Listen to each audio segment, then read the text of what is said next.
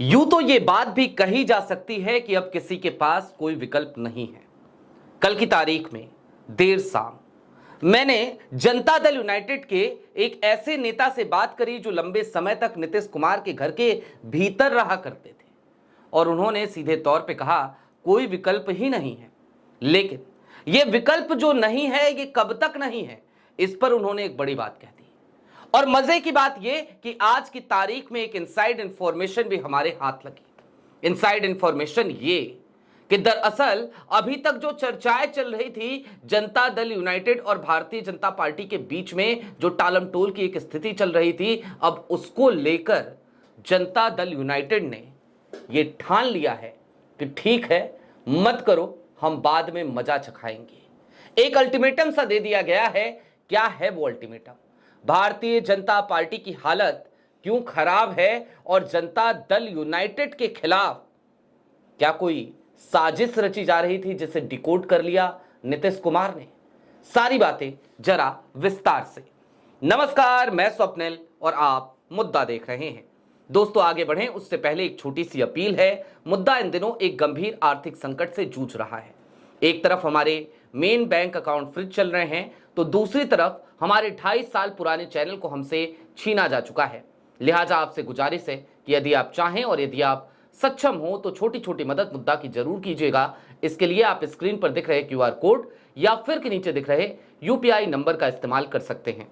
अब आगे बढ़ते हैं और एक एक करके आपको कुछ रहस्य बताते हैं।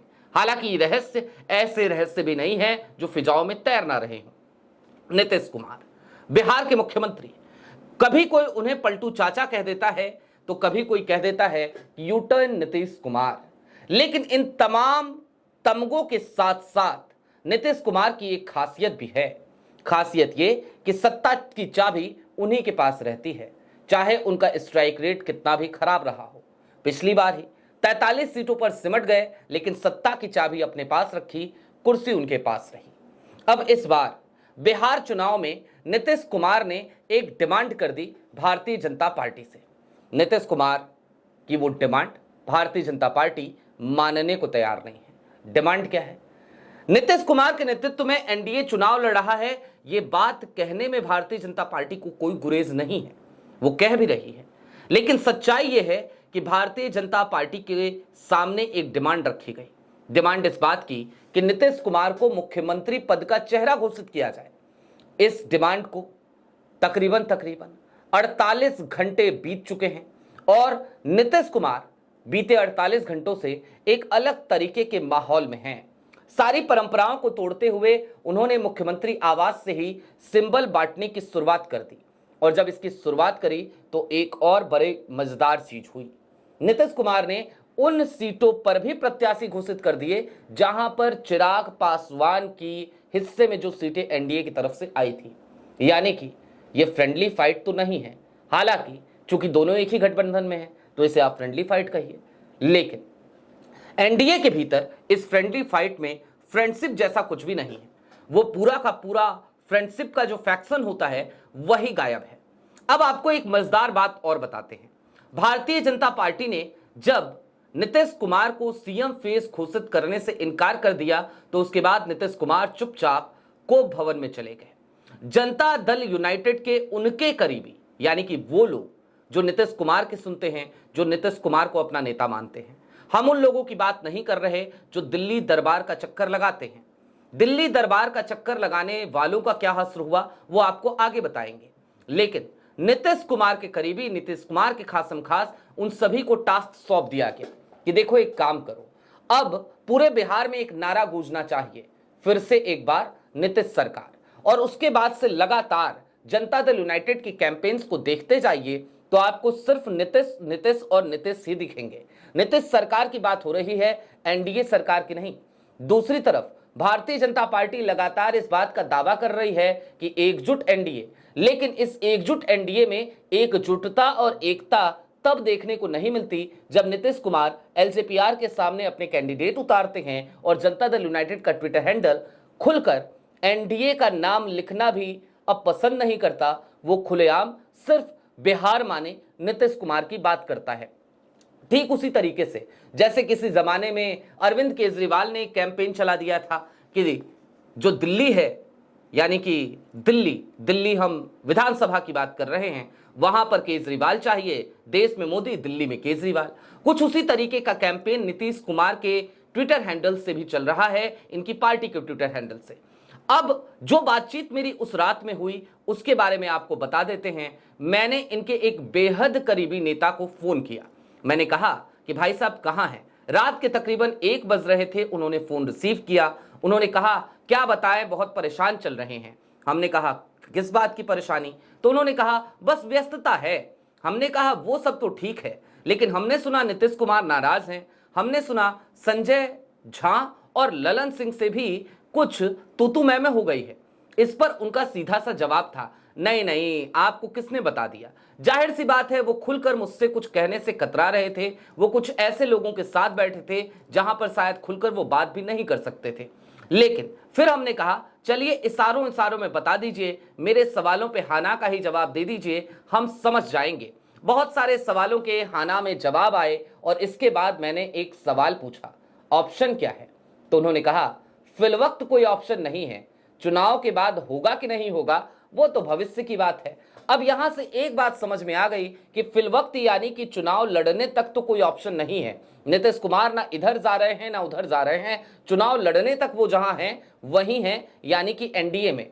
लेकिन इस बार नीतीश कुमार और उनकी पार्टी अपने स्ट्राइक रेट को अच्छा करना चाहती है। ऐसा इसलिए भी ताकि वो भारतीय जनता पार्टी के दबाव में ना आए।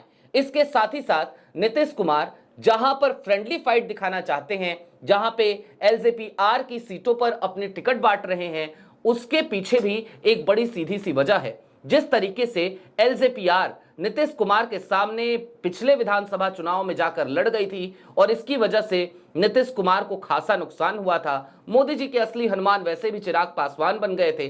तो ऐसे में नीतीश कुमार ये समझ चुके हैं कि देखिए उस बार आपने खेल बिगाड़ा था, इस बार हम बिगाड़ देते हैं, हमारे बिना आप सरकार तो नहीं है ना बना पाइएगा। और इससे भी आगे की बात यह है कि नीतीश कुमार ने अब सारे विकल्प खोल कर रख दिए हैं। उसके पीछे बड़ा सीधा सा रीजन है, नीतीश कुमार की पार्टी को हैक करने और हाईजैक करने की कोशिश की जा रही थी। दरअसल नीतीश कुमार के तमाम सांसदों पर पहले ही दिल्ली दरबार डोरे डाल चुका है। वो आज की तारीख में नीतीश कुमार को अपना नेता कम और अमित शाह साहब को अपना नेता ज्यादा मानते हैं।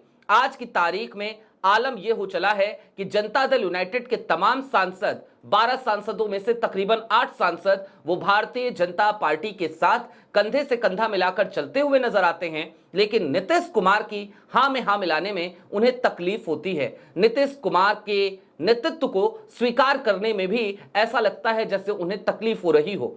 ऐसे में ही जब बिहार विधानसभा के अंतर्गत एनडीए में सीटों का बंटवारा हुआ तो उसमें भी इन लोगों ने कुछ घालमेल करने की कोशिश करी। नीतीश कुमार इस बात पे खासे भड़क गए थे।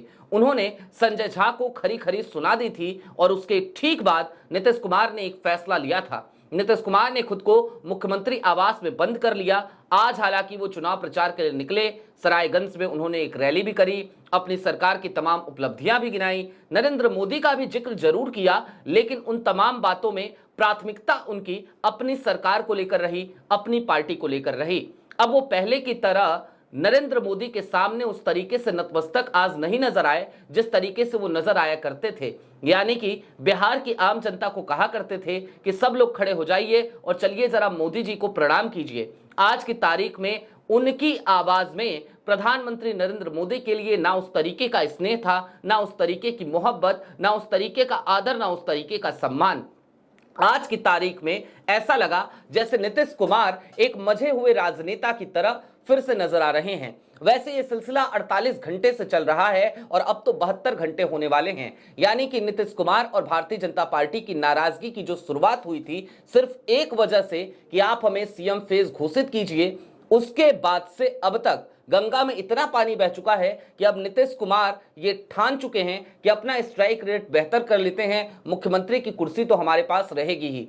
दूसरी तरफ भारतीय जनता पार्टी के तमाम नेताओं के साथ दिक्कत तो यही है, क्योंकि वो तो अपने मन में इस बात को मान चुके थे कि चुनाव के बाद हमारी सरकार होगी, ये सरकार जनता दल यूनाइटेड की नहीं होगी, ये सरकार भारतीय जनता पार्टी की सरकार होगी। भारतीय जनता पार्टी बड़े भाई की भूमिका में रहेगी। लेकिन आज की तारीख में टिकट बंटवारे में भारतीय जनता पार्टी और जनता दल यूनाइटेड दोनों एक समान नजर आ रहे हैं। दोनों को 101 और 101 सीटें ही दी गई हैं, यानी कि सीट बंटवारे का फॉर्मूला बराबरी का बना है। सरकार में किसकी कितनी हिस्सेदारी, किसकी कितनी भागीदारी होगी, इसी बात पर अब सारा रड़ जाकर टिक जाएगा। दरअसल आज की तारीख में नीतीश कुमार एक बात और ठान चुके हैं, और वो बात बड़ी सीधी सी है कि वो अपनी पार्टी को उस तरीके से नहीं होने देंगे जैसे शिवसेना के साथ हुआ या फिर कि एनसीपी के साथ हुआ। यानी कि नीतीश कुमार अपने अस्तित्व, अपने वजूद को लेकर, अपनी पार्टी को लेकर बहुत ज्यादा चिंतित हो चले थे, और अब वो अपनी पार्टी का नेतृत्व अपने हाथों में फिर से ले चुके हैं। टिकट वो खुद बांट रहे हैं। किसी भी दिल्ली दरबार की परिक्रमा करने वाले लोगों को टिकट बांटने की जिम्मेदारी नहीं दी गई, और नीतीश कुमार ने तमाम परंपराओं को तोड़ते हुए ये बागडोर अपने हाथ में इसीलिए ली क्योंकि उनके उन करीबियों के चेहरों से अब नकाब उतर चुका है, जिनको दूत बनाकर किसी जमाने में खुद नीतीश कुमार ने दिल्ली भेजा था। लेकिन आज की तारीख में वो तमाम संदेशवाहक अब दूत नहीं बल्कि दिल्ली दरबार के दरबारी बने नजर आते हैं। यानी कि जो कुछ भी चल रहा है अंदर खाने, उससे प्रधानमंत्री नरेंद्र मोदी की धड़कनें तो जरूर बढ़ गई होंगी। ऐसा इसलिए भी क्योंकि नीतीश कुमार कब क्या कर जाए ये समझ से परे रहता है। आपकी क्या राय है हमें कमेंट बॉक्स में जरूर बताइएगा। अभी के लिए दीजिए इजाजत। चलते चलते फिर वही अपील, चैनल पे नए हो तो सब्सक्राइब करते हुए जरूर जाइएगा, सक्षम हो तो छोटी छोटी मदद मुद्दा की जरूर कीजिएगा। बहुत शुक्रिया।